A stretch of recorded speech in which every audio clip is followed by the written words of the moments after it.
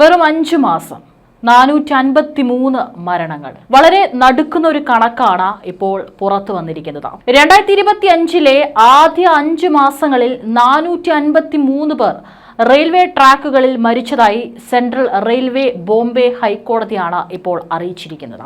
ബോംബെ ഹൈക്കോടതിയുടെ നിർദ്ദേശത്തെ തുടർന്നാണ് സെൻട്രൽ റെയിൽവേ സത്യവാങ്മൂലം ഇപ്പോൾ സമർപ്പിച്ചത്.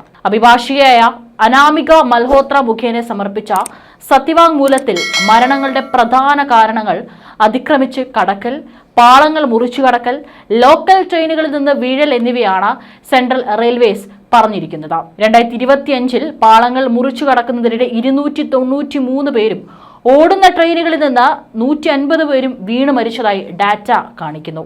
കഴിഞ്ഞ വർഷം 2024 പാളങ്ങൾ മുറിച്ചു കടക്കുന്നതിനിടെ മരിച്ചവരുടെ എണ്ണം 674 ആയിരുന്നു. അതേസമയം ട്രെയിനുകളിൽ നിന്ന് വീണ് മരിച്ചവരുടെ എണ്ണം 387 ആയിരുന്നു. 2023 പാളം മുറിച്ചു കടക്കുന്നതിനിടെ ആകെ 782 പേർ മരിച്ചു.